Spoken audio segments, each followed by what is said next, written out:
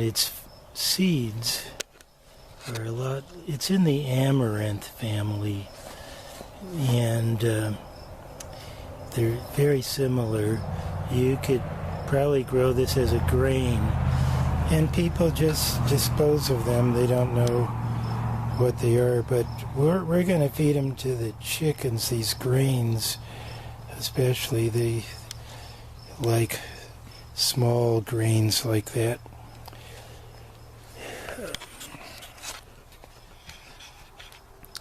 Okay, I'm going to pause for a minute here.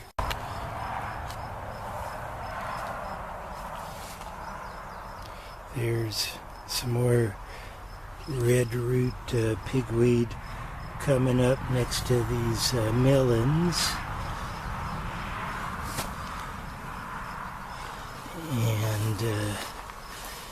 And, we won't let them get too big and overcrowd the melons. Little watermelon plant there. And then along the wall there of the greenhouse with the pretty purple flowers, that's a plant called hairy vetch.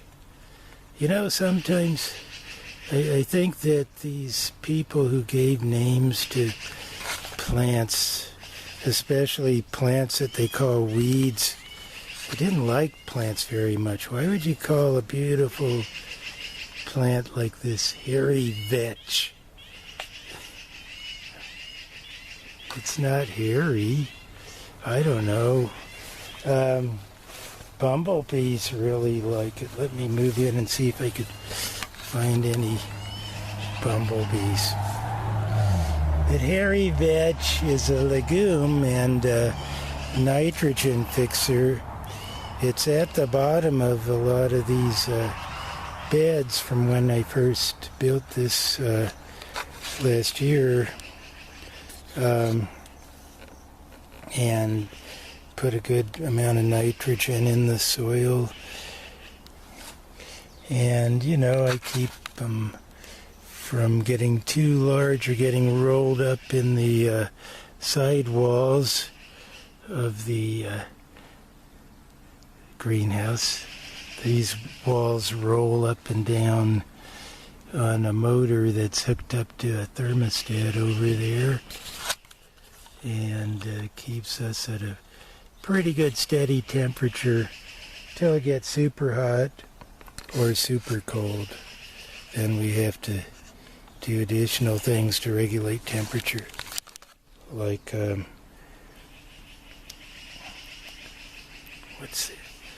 run fans and that sort of thing, or open the doors. There's some lettuce, and look at that kale. It just loves it in here. Our kale grows everywhere outdoors too, and I think we're going to harvest this kale and plant something that needs a more protective environment like a greenhouse there. Just had to try a little bit of everything, so we tried the kale and it just is doing wonderful.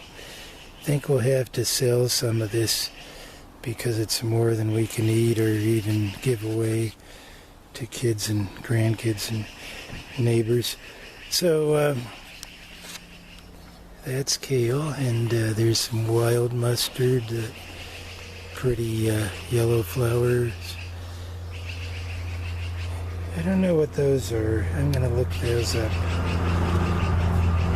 Sometimes I leave weeds, as they call them, in here until I'm able to identify them and learn what they are and what their properties are. And then if I feel they're more detrimental or more harm than good to our ecosystem in here, I'll remove them, like I did with one called henbane, which I found out was a deadly toxic plant, and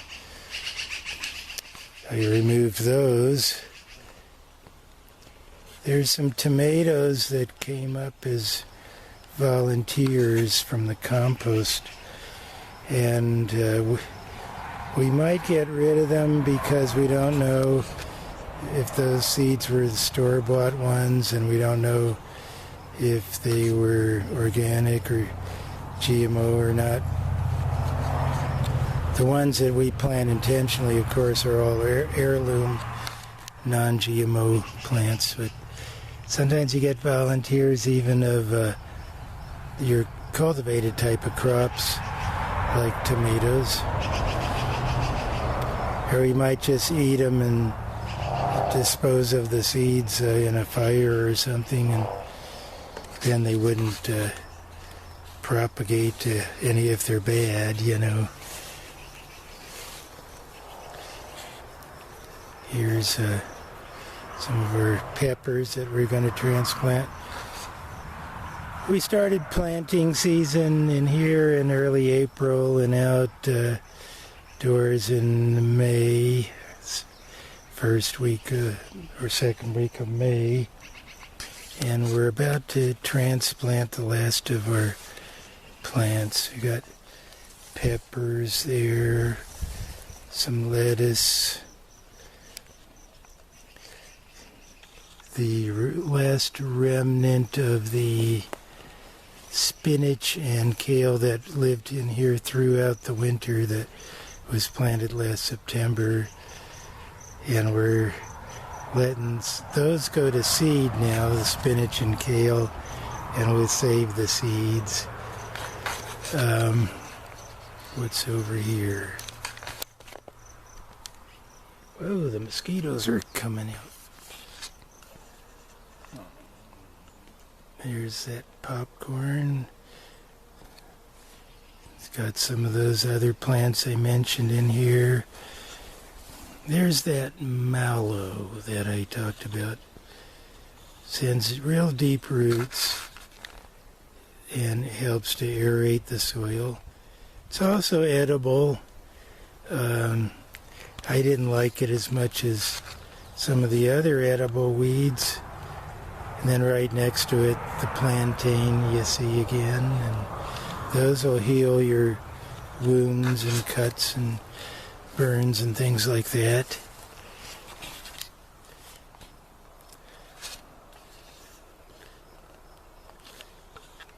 I think popcorn is one of the people's favorite kinds of corn. I'm sure it's a favorite of mine.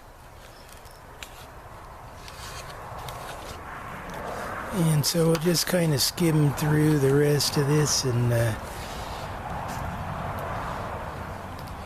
do our other weeding demonstration after that. So here's a nice looking mullein, and you can see I did some mulching with it. I could do more again. These leaves get really big really fast. It used to, well, maybe some people still do use it as a toilet paper. Nice little wipe. They're very soft leaves, and so they'd be comfortable in that way. And the flower head is just starting to form here, and the flowers, these yellow flowers in the mullein plants have a medicinal property that helps with your respiratory system, your lungs and your breathing. I don't know all the ins and outs of that, but I'll learn sometime.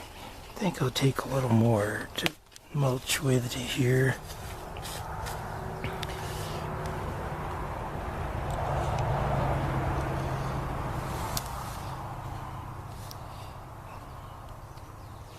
Again, these corn don't mind having companions and neighbors near them.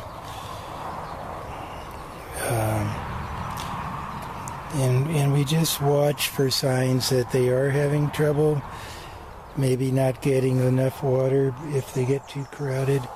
And then we'll just pull up a plant if it's not keeping the balance with the corn.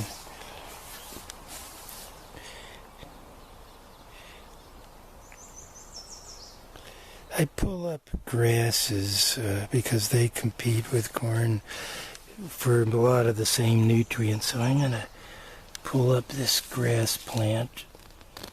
And this very good soil we have that's relatively loose, it's not compacted.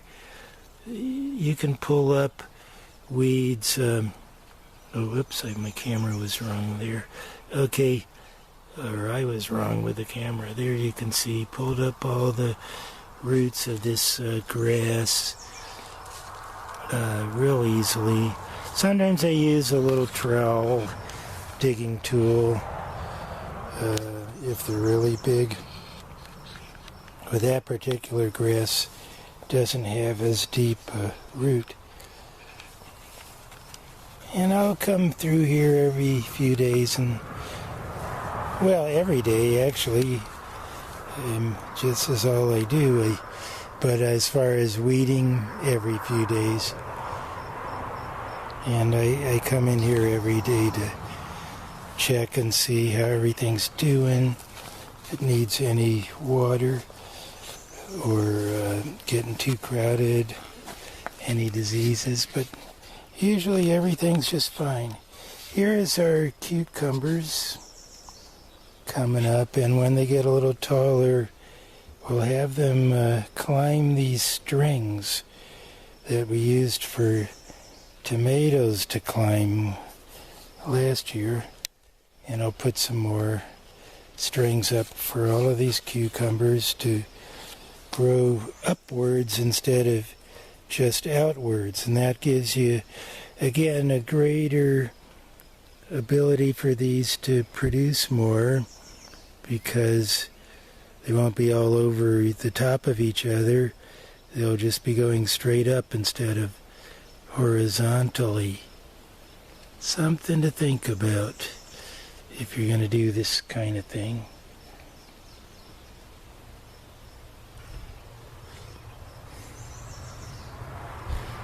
Another long view of the greenhouse.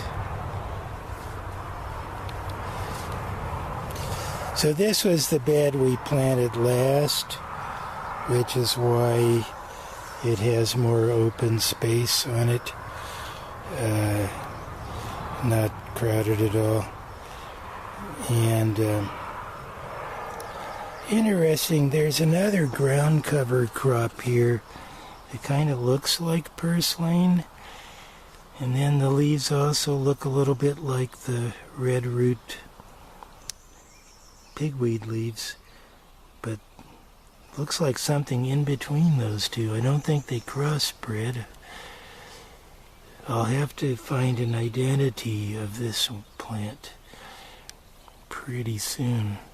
There's a purslane there, you can see the difference. What just happened to that camera? Okay, let me try that again. I got a funny shadow on that come up when I tried to move in close. Oh, maybe that was my shadow. So you can see the difference between purslane and whatever this is. They're kind of similar looking in some ways.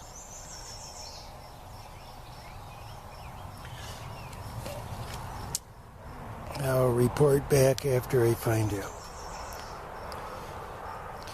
Now this burdock has nice big leaves. Another thing that people just call a weed. And you don't like getting the burrs on you when you go hiking, but I can pick a leaf like that and put it down for mulch.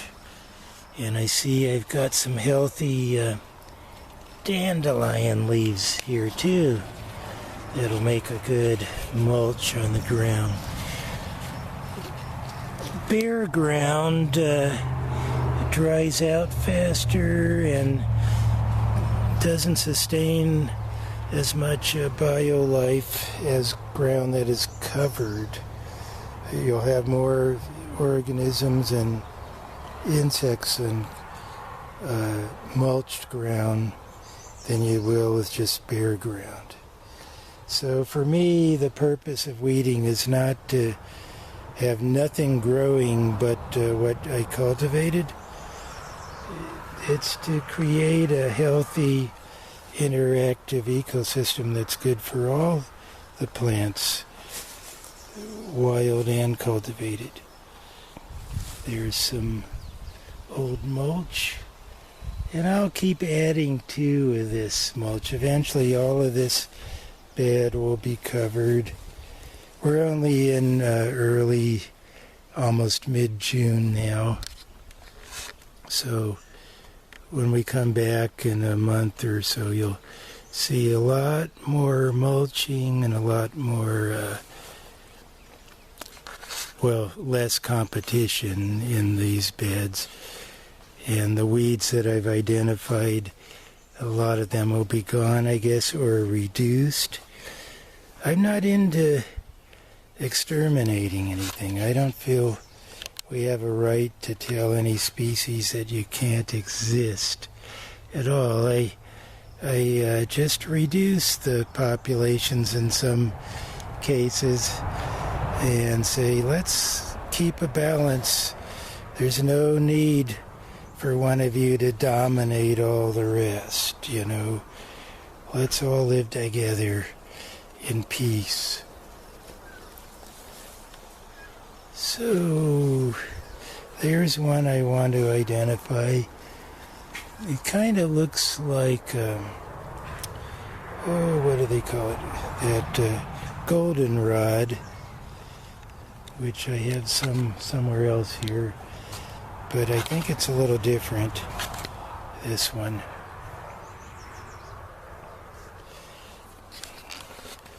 And there's more lamb's quarter. We also just recently planted some beans down next to the corn stalks. They haven't come up yet. At least I haven't seen any of them up yet. It was just 5 days ago or so. And so those are pole beans, and you'll see later they'll be coming up and they'll climb the corn stalks in the old Three Sisters way. We used to do a lot of the Three Sisters technique everywhere, but now we do a variety of things. 3 sisters, 2 sisters, many sisters and brothers, all one big family planting. Yeah, there's some red clover, another nice medicine plant for particular stomach ailments and menstrual relief and all that. Red clover.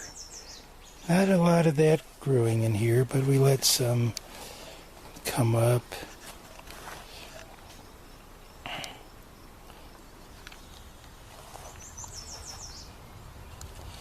You know, and I'll bring the string trimmer in here for the rows, and then we put down bark over the outer rows to reduce crowding and keep walkable paths.